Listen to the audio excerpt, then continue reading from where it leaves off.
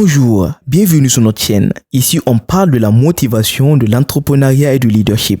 Si ces trois domaines vous intéressent, pensez à vous abonner et à activer la cloche de notification pour ne rater aucune de nos prochaines vidéos importantes comme celle-ci.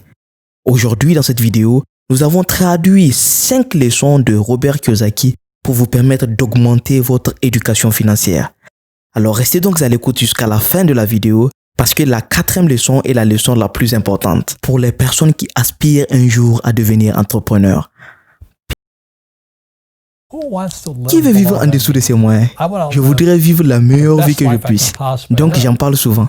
Si je veux acheter une nouvelle Ferrari, j'achète d'abord un actif et l'actif paye la Ferrari pour moi. Je voulais une Rolls-Royce. Pourquoi? Parce que je n'ai jamais eu de Rolls-Royce. J'ai eu une Bentley. Donc j'ai créé un actif et l'actif a ensuite acheté la Rolls-Royce. Maintenant, je suis un peu ennuyé avec les voitures. Donc je ne suis pas coupable de ça, c'est juste que j'ai eu une bonne éducation financière que la Rich Dad Company enseigne. Et vous pouvez aussi en avoir la même chose. Il vous suffit juste d'arrêter d'écouter les enseignants qui sont pauvres. Vous savez, la plupart des écoles enseignent comme les pères pauvres. Ce sont des bonnes personnes, mais ils sont tellement terrifiés par le fait de faire des erreurs. Ils veulent un chèque de paie régulier chaque mois. Et ils veulent une pension garantie. Je ne pense pas que vous pouvez devenir riche de ce point de vue. Regardez, ce graphique est appelé le quadrant du cash flow. E et S, les employés et les self-employés ou autonomes. Ça, c'était mon père pauvre. Vous savez, ces gens travaillent pour l'argent. Ces gens ne sont pas des capitalistes. Ils travaillent pour l'argent et ils investissent leur propre argent. Et le côté B et I correspond au côté de mon père riche. C'est le côté des capitalistes. Les capitalistes usent du travail des gens et de l'argent des autres pour devenir riches. De quel côté voulez-vous être? Je préfère être dans le côté capitaliste. Donc, c'est la seule différence. C'est un changement complet de mentalité et d'éducation. Mais tout le monde peut le faire si vous voulez réellement le faire. Dans cette première leçon, Robert Kiyosaki vous explique les 4 cadrans du cash flow. Donc, vous avez le cadran employé, le cadran self-employé, c'est-à-dire les entrepreneurs autonomes qui ont décidé de créer leur propre entreprise, une petite entreprise de 4 à 5, c'est-à-dire une micro-entreprise si je peux le dire. Le cadran B, c'est pour les businessmen, les gens qui ont une entreprise qui a 500 employés ou plus. Et le cadran I, c'est pour les investisseurs. Et les riches se trouvent du côté des cadrans B et I. Et les pauvres se trouvent au côté du cadran E et S. Alors vous allez comprendre pourquoi il dit que ce sont les pauvres, parce que eux, ils paient plus de taxes. Vous allez mieux comprendre cela au niveau de la leçon numéro 4. C'était vraiment difficile parce que je n'aimais pas. Et je suis en fait une personne très timide. Donc apprendre à vendre me donnait une crise cardiaque. Mais si je n'avais pas passé 4 ans à apprendre à vendre, je n'allais jamais rencontrer le B. Je n'allais jamais rencontrer le S. Donc tout ce temps que vous étiez ici, vous vous prépariez à sauter aux autres. Correct. Donc chaque emploi n'est pas tout pour l'emploi bien rémunéré avec la sécurité d'emploi. Pour pas tout le monde, mais la plupart des gens pensent qu'ils devraient avoir une sécurité d'emploi parce qu'ils ne sont pas conçus pour être des entrepreneurs. Mais si vous allez être un entrepreneur, alors vous feriez mieux de prendre ce travail et de bien dire dans quelle direction vais-je aller. Ouais. Ok, je savais que mon travail chez Xerox était d'aller ici et ici et ici, pas de rester ici dans le cadran employé. Et j'ai fait tellement d'argent ici que j'ai pas besoin de sécurité d'emploi. Ouais. Donc, c'est vraiment une leçon. Quand on regarde un job, voyez ce que vous pouvez apprendre en termes d'expérience, non pas ce que vous allez gagner. Et je pense que c'est le plus grand défi. Et si vous cherchez un emploi, voyez où vous pouvez apprendre beaucoup. Plus le travail est difficile, mieux c'est, vous savez. Dans cette deuxième leçon, Robert Kiyosaki nous explique de ne pas rester dans l'emploi parce que l'emploi nous empêche de devenir riche et nous empêche également de vivre la vie de nos rêves. Alors, le conseil qu'il donne, même si vous prenez l'emploi, il faut utiliser l'emploi pour augmenter votre connaissance, c'est-à-dire votre expérience, vaut mieux chercher des compétences au niveau de l'emploi que de gagner, que de faire de l'emploi comme un endroit où on gagne de l'argent. Et le plus important, c'est d'avoir de l'expérience. Vous êtes en train de prendre de l'expérience, en même temps, vous êtes en train de penser sur quelle direction vous allez partir, c'est-à-dire du côté B, des businessmen, ou du côté S, des self-employés, ou bien du côté I, des investisseurs. What makes something an asset and a liability are the two most important words in business: cash flow. Ce qui fait que quelque chose est un actif ou un passif, ce sont des meilleurs mots les plus importants dans les affaires. Cash flow. Lequel est un cash flow? Donc, un actif, c'est lorsque l'argent coule dans votre compte de résultat, votre poche. C'est un actif. Mon père riche dit, l'argent qui entre dans votre poche est un actif.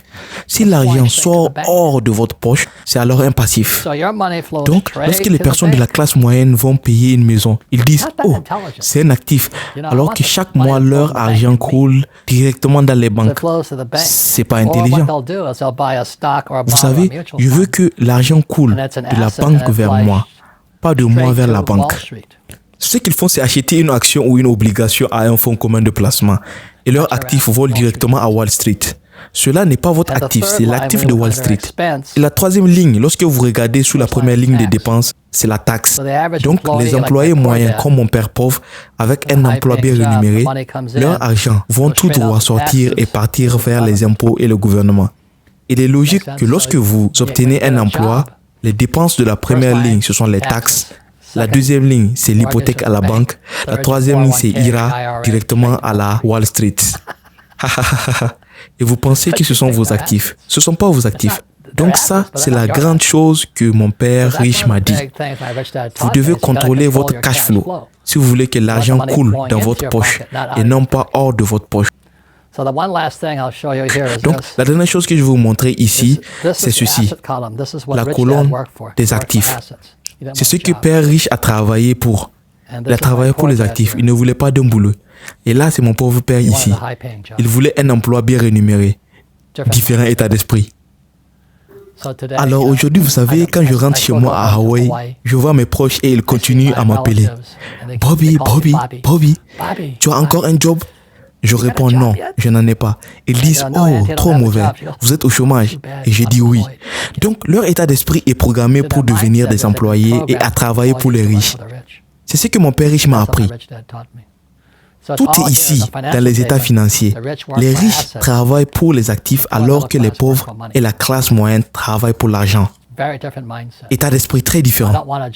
Donc, je n'ai pas besoin d'un boulot, mais plutôt d'un actif qui me produit un revenu appelé cash flow, qui n'est jamais taxable, jamais imposable. C'est pourquoi les riches deviennent de plus en plus riches. Alors, dans cette troisième leçon, Robert Kiyosaki veut nous expliquer les deux types de revenus qui existent. Il existe les actifs et les passifs. Les actifs, ce sont les revenus qui entrent dans votre poche. C'est-à-dire que tout ce qui entre dans votre poche est considéré comme un actif. Et un passif, c'est tout ce qui sort hors de votre poche. Ça, c'est un passif. Par exemple, lorsque vous avez un emploi, les impôts sont des passifs. La dette que vous devez à la banque et qu'elle retire chaque mois dans votre salaire est un passif parce que ça sort hors de votre poche. Et lui, il conseille d'avoir des actifs pour que vous puissiez générer des revenus chaque mois dans votre poche. C'est-à-dire apporter des revenus de votre poche. Plus vous avez des actifs, plus vous devenez de plus en plus financièrement indépendant.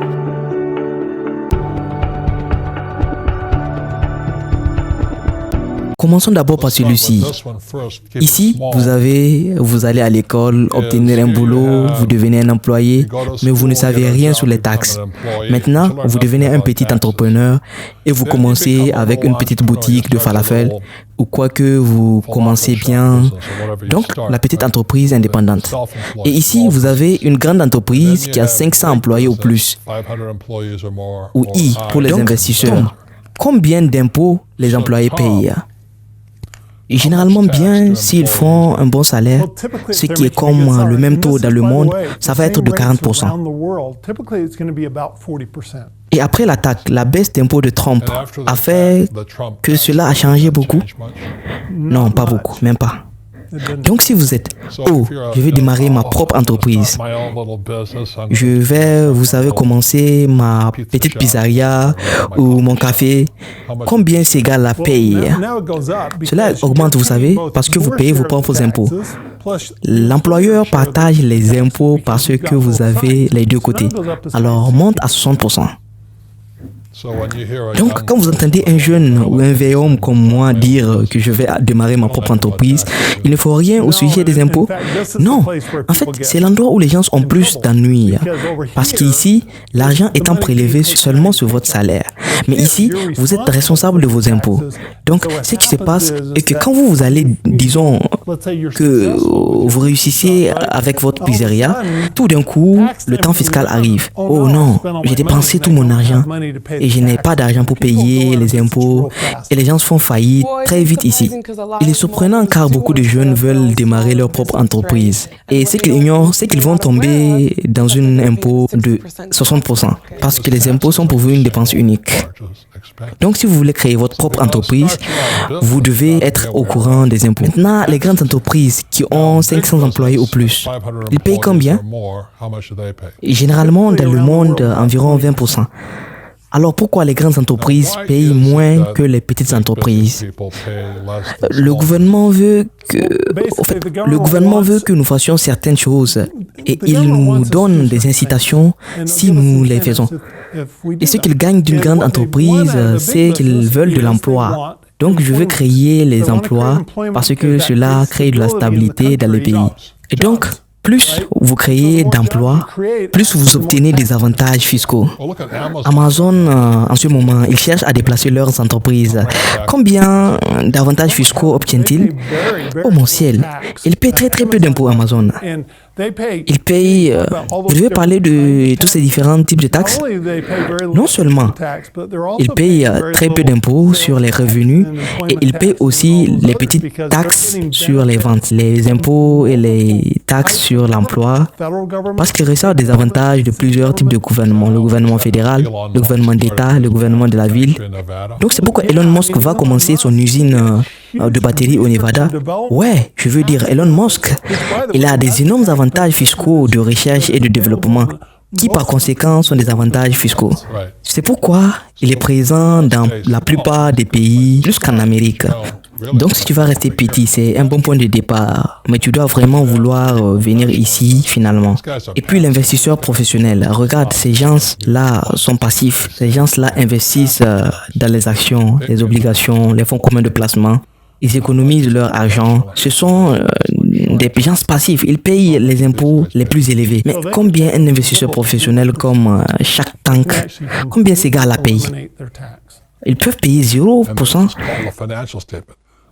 Non, ce tableau s'appelle un état financier, ce qui rend le jeu cash flow différent du jeu Monopoly, qui pourrait aider parce que mon père riche m'a appris grâce au jeu Monopoly et il m'a également parlé des états financiers. Donc cash flow est le seul jeu avec un état financier. On peut simplement regarder les états financiers comme il y a les revenus, les charges, les actifs, les passifs. Il y a une chose dans le jeu cash flow sur la situation financière. Cet état n'est rien d'autre que l'état du cash flow. Donc si vous allez devenir entrepreneur ou un capitaliste, vous devez avoir ces types. Si vous voulez devenir riche, vous devez avoir cela. So, if you're going to be an entrepreneur or a capitalist, you have to have one of these. If you're going to be rich, you have to have one of these. Mais 99% de tous les élèves du secondaire et les collèges n'ont aucune idée de ce que cela veut dire. Ils connaissent seulement les notes, mais ils ne savent pas ce que c'est. Lorsqu'un banquier vous demande concernant votre état financier, il veut voir à quel point vous êtes intelligent.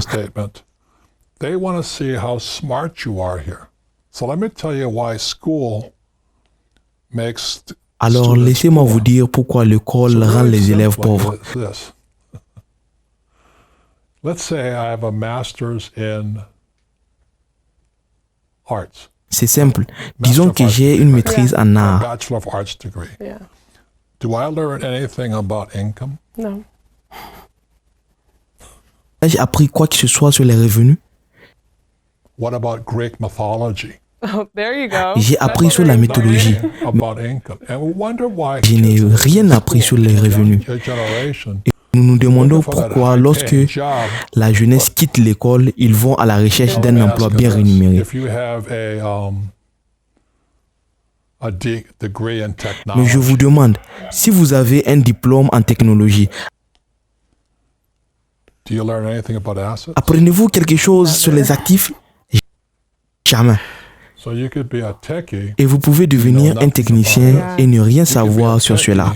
Vous voyez, quand un banquier regarde votre état financier, il regarde votre miroir, ceci étant votre reflet.